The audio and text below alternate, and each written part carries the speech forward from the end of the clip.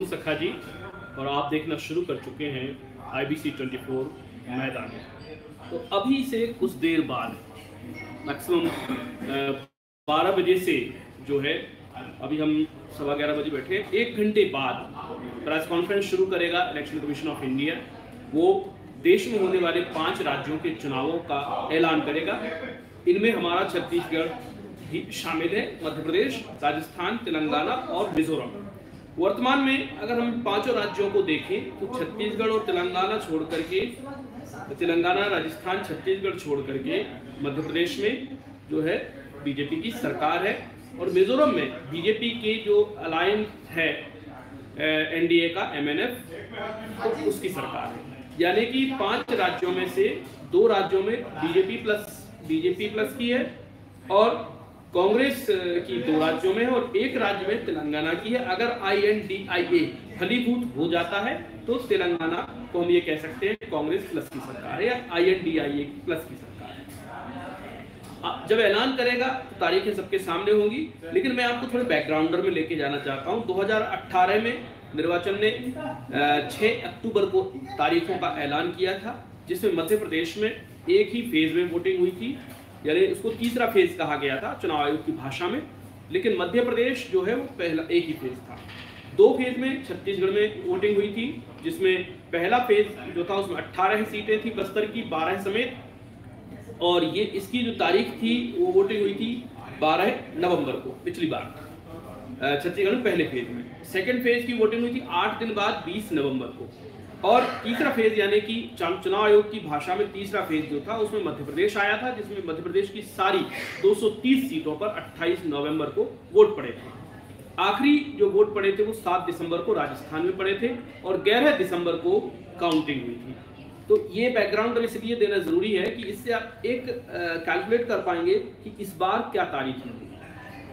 इस बार चूंकि चुनाव आयोग 3 दिन लेट, यानी 6 अक्टूबर को बैठा था पिछली बार, इस बार 9 अक्टूबर को बैठ रहा है। 3 दिन उससे ज्यादा बैठा हुआ है। 6 अक्टूबर को बैठा था तो उसके हिसाब से छत्तीसगढ़ में पहली जो वोटिंग हुई थी वो 12 नवंबर को पड़ी थी। अब चूंकि 12 नवंबर को पड़ी थी, चूंकि दिवाली की इमीडिएट बाद पड़ी थी, चुनाव आयोग भी ये देखता है कि छुट्टियां कोई ना पड़े, पब्लिक जो है इन्वॉल्वमेंट फेस्टिवली ज्यादा ना हो पाए, नहीं तो फिर वोटिंग परसेंटेज डाउन हो जाएगा। और ये भी ख्याल रखता है कि दिवाली एक ऐसा त्योहार है जिस त्योहार पर देश दुनिया से लोग अपने घरों में आते हैं। अगर उनका वोटिंग में नाम है अपने बूथ में, अपने गांव में, तो वहां वापस आते हैं। तो चुनाव आयोग ये कोशिश करता है कि इसके ऐसे समय पर हो कि ताकि अगर 1-2 दिन कोई पहले जाने वाला हो तो वो सोचे कि मैं वोट करके जाऊंगा, क्योंकि नेता भी उनको रोक लेंगे फिर। तो चुनाव आयोग ये भी ख्याल रखता है, और त्योहार का भी ख्याल रखता है, और कोई बड़ी बिग डेट्स जो नेशनल इंटरनेशनल उनका भी ख्याल रखता है। आचार संहिता भी आज से ही, जैसे चुनाव आयोग प्रेस कॉन्फ्रेंस शुरू करता है, तकनीकी रूप से आचार संहिता विद इमीडिएट इफेक्ट शुरू हो जाती है, क्योंकि ये जैसे चुनाव आयोग अपनी प्रेस कॉन्फ्रेंस खत्म करता है वो उसमें एक लाइन आखिरी पर बोलता है, और आचार संहिता अभी और इसी समय से लागू। यानी कि आचार संहिता जैसे चुनाव आयोग की प्रेस कॉन्फ्रेंस खत्म होती है वो लागू हो जाती है। तो जो कुछ भी घोषणाएं करनी होंगी भाजपा की मध्य प्रदेश सरकार को और कांग्रेस की छत्तीसगढ़ सरकार को, तो वो अभी तत्काल कर देगी। वैसे तो ऑलमोस्ट सारी पार्टियों ने 5 अक्टूबर के हिसाब से अपनी प्लानिंग कर रखी थी, और उसी हिसाब से उन्होंने अपना पूरा पॉलिटिकल शेड्यूल बना रखा था।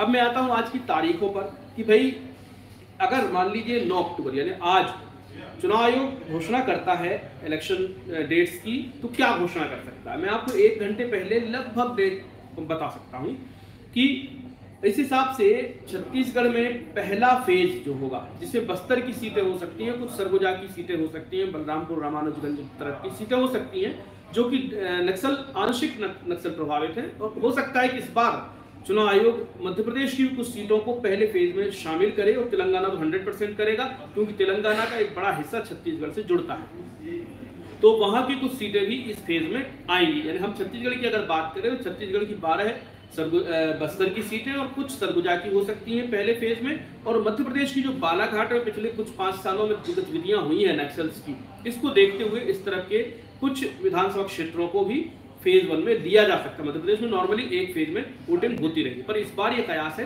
कि 2 फेजों में हो जाए। एक फेज में कुछ सीट्स पर वहां पड़ सकती है। तेलंगाना में पड़ सकती है। तो इसकी जो तारीख रह सकती है एक अनुमान के हिसाब से वो 16 नवंबर को हो सकती है, यानी 12 नवंबर की दिवाली है उसके 4 दिन बाद जो है 16 नवंबर को ये पहले फेज की वोटिंग पड़ सकती है, जिसमें तेलंगाना की कुछ सीटें होंगी, बस्तर छत्तीसगढ़ की कुछ सीटें होंगी और संभव है नॉट श्योर, संभव है कि कुछ सीटें जो है मध्य प्रदेश की भी शामिल कर दी जाए। इसके अलावा मिजोरम में भी कम से कम 3 फेज में होंगी। मिजोरम में सीटें तो बहुत कम, 40 सीटें हैं सिर्फ, लेकिन चूंकि वो ज्योग्राफिकली इतना जिगजैग है उसमें कि एक डेट में सारी सीट्स पर इलेक्शन नहीं हो पाते, और चूंकि जो सिविल थ्रेट वहां पर है उग्रवादियों की और आदि सब तरह के थ्रेट्स हैं, तो एक फेज में वहां भी नहीं होता। वहां कम से कम 3 फेज आएंगे, यानी पहले फेज में भी कुछ में वोटिंग होगी, सेकंड फेज में भी कुछ में वोटिंग होगी, थर्ड फेज में कुछ में वोटिंग होगी। तो 2 फेज होंगे। तो 16 नवंबर को पहला फेज पड़ जाएगा, छत्तीसगढ़ का, मध्य प्रदेश का भी पड़ सकता है और तेलंगाना का भी, राजस्थान में नहीं होगा। सेकंड फेज जो पड़ेगा वो अगर हम पिछली बार कैलकुलेट करें, पिछली बार जो है 20 नवंबर को सेकंड फेज पड़ा था, यानी पहले फेज 12 नवंबर से करीब 8 दिन बाद। तो इस हिसाब से कैलकुलेट करते हैं, नॉट श्योरली कि यही हो, लेकिन हम सिर्फ एक आपको एक तस्वीर रखना चाहते हैं, दिखाना चाहते हैं, बताना चाहते हैं क्या 2018 में था। तो 20 नवंबर को छत्तीसगढ़ में सेकंड फेज यानी कि चुनाव का ओवरऑल चुनाव का सेकंड फेज था। 20 नवंबर को छत्तीसगढ़ में क्लोजिंग फेज की वोटिंग थी, जिसमें 72 सीट्स शामिल की गई थी।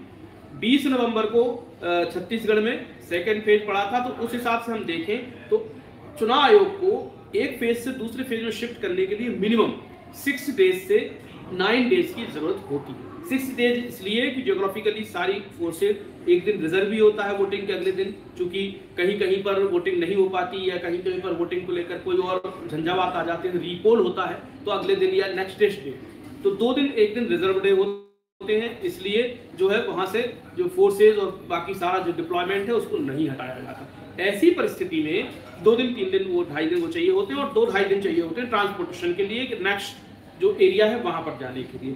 उस लिहाज से 6 से 9 दिन की आवश्यकता है, और तकनीकी और प्रशासनिक बातें आपको बता रहा हूं। तो 8 से 9 दिन का गैप चाहिए होता है। तो अगला फेज जो है छत्तीसगढ़ में 25 नवंबर को वोटिंग हो सकती है। 25 नवंबर को अगर छत्तीसगढ़ वोटिंग होती है तो पॉसिबल है, क्योंकि छत्तीसगढ़ का की रेस्ट ऑफ सीट्स का बंटवारा अपने हिसाब से हो सकता है। सेकंड फेज में छत्तीसगढ़ में क्लोजिंग फेज होगा ये 25 नवंबर को, जिसमें वोटिंग हो जाएगी, और उसमें कुछ सीट्स पर मिजोरम में भी वोटिंग होगी। फिर नेक्स्ट जो फेज होगा वो मध्य प्रदेश में आएगा। तो मध्य प्रदेश को अगर कैलकुलेट करते हैं तो मध्य प्रदेश में भी 28 नवंबर को पिछली बार वोटिंग हुई थी। ये कोई जरूरी नहीं है कि 28 नवंबर के बाद ही वोटिंग होगी, ये बिल्कुल कतई जरूरी नहीं है, क्योंकि 6 अक्टूबर को चुनाव आयोग बैठा था और इस बार 9 अक्टूबर को बैठ रहा है। हम उस कैलकुलेशन के हिसाब से चल रहे थे, लेकिन ये संभव है कि मध्य प्रदेश में भी जो है इस बार भी 28 या 30 नवंबर को वोटिंग पड़ सकती है। यानी मध्य प्रदेश में एक ही फेज में होगा, एक छोटा फेज हो सकता है जो कि छत्तीसगढ़ के पहले फेज के साथ हो जाए। बीच का फेज जो है 24-25 नवंबर 25 नवंबर वाला, वो उसमें मध्य प्रदेश ना हो, और 30 नवंबर को इसमें मध्य प्रदेश में रेस्ट ऑफ ऑल सीट्स जो भी बचेंगी वहां की सीट्स, उन सब में चुनाव की डेट हो सकती है। अब चलते हैं राजस्थान। तो राजस्थान पिछली बार 7 दिसंबर डेट थी, लेकिन इस बार जो डेट दिखाई दे रही लगता है उससे कि 3 दिसंबर को वहां पर वोटिंग हो जानी चाहिए। 3 दिसंबर या 4 दिसंबर को वहां पर वोटिंग पड़नी चाहिए। तेलंगाना में भी जो है 6 या 7 नवंबर को, 7 दिसंबर को, 6 या 7 दिसंबर को तेलंगाना में भी लास्ट फेज की वोटिंग। तेलंगाना में 2 फेज होंगे, एक फेज छत्तीसगढ़ के साथ होगा, दूसरा फेज हो सकता है मध्य प्रदेश के साथ हो जाए या राजस्थान के साथ। अगर नहीं होता है तो 4 या 5 दिसंबर को आखिरी फेज की, चुनाव आयोग की परिभाषा में आखिरी फेज की वोटिंग होगी, जिसमें राजस्थान शामिल होगा और तेलंगाना की कुछ सीटें उसमें शामिल हो सकती है। मिजोरम चूंकि 28 नवंबर तक 30 नवंबर तक जो वोटिंग होगी, 30 नवंबर में मिजोरम शामिल हो जाएगा। अब आते हैं काउंटिंग पर। अब ये सारी वोटिंग हो जाएगी, यानी आप एक बार फिर से नोट कर सकते हैं। पहला फेज होगा जिसमें छत्तीसगढ़ की कुछ सीटें होंगी, जिसमें बस्तर समेत और नक्सल प्रभावित इलाके की कुछ सीटें होंगी। तेलंगाना की कुछ जो नॉर्थ ईस्ट का इलाका, तेलंगाना के नॉर्थ ईस्ट का इलाका है, उसकी सीटें होंगी, मिजोरम की सीटें होंगी फर्स्ट फेज में, जिसकी वोटिंग 16 नवंबर को पड़ी है। सेकंड फेज जो होगा 25 नवंबर को होगा, जिसमें हो सकता है मध्य प्रदेश को शामिल कर लिया जाए, कुछ हिस्से को या पूरे हिस्से को। छत्तीसगढ़ का सेकंड फेज हो जाएगा। 30 नवंबर को मध्य प्रदेश की एक और वोटिंग हो सकती है। अगर 2 फेज में हुआ तो एक वोटिंग 30 में या 25 में पड़ सकती है। 30 नवंबर वो हो सकती है। 3 या 4 दिसंबर को पड़ सकती है राजस्थान की वोटिंग। इस हिसाब से देखेंगे तो इस बार 9 दिसंबर को काउंटिंग हो सकती है। 9 दिसंबर को काउंटिंग होगी तो ये देखेंगे हम कि पिछली बार 11 दिसंबर को हुई थी, इस बार 2 दिन पहले हो जाएगी। 9 दिसंबर को काउंटिंग हो जाएगी। और इसके पीछे की एक रणनीति ये भी है कि चुनाव आयोग को ठीक इसके बाद 2024 के देश के सबसे बड़े चुनाव के लिए भी जुटना है, तो उसके लिए उसको बड़ा समय चाहिए होता है। तो कोशिश ये करेगा चुनाव आयोग की सेकंड वीक ऑफ दिसंबर में इसको फिनिश कर दे, यानी 9 दिसंबर मैक्सिमम में काउंटिंग करवा करके रिजर्व डेट 10 दिसंबर और 10 दिसंबर के बाद चुनाव आयोग अपनी आचार संहिता उठाने का ऐलान कर देगा। और उसके बाद पूरा 20 दिन दिसंबर के, जनवरी, फरवरी, मार्च, यानी फरवरी मार्च मिड में लोकसभा की तैयारियों का तारीखों का ऐलान हो जाएगा। बहरहाल हम देखेंगे 12 बजे। आप मैंने जो कहा है इसको देखिएगा, कितना हमने जो कैलकुलेट किया है, कोई भविष्यवाणी नहीं की है, ये सिर्फ और सिर्फ प्रशासनिक कैलकुलेशन है जो चुनाव आयोग के अंदर ऑफिसर्स करते हैं या हमारे पास जो डिफरेंट सोर्सेज से सूचनाएं आती है, ये वो कैलकुलेशन है। एक बार देखेंगे थोड़ी देर बाद 12 बजे ये कैलकुलेशन कितना फिट बैठता है। छत्तीसगढ़ में पहला फेज 16 नवंबर, मध्य प्रदेश में पहली वोटिंग 30 नवंबर और 25 नवंबर को छत्तीसगढ़ में सेकेंड फेज। बहुत बहुत शुक्रिया, धन्यवाद।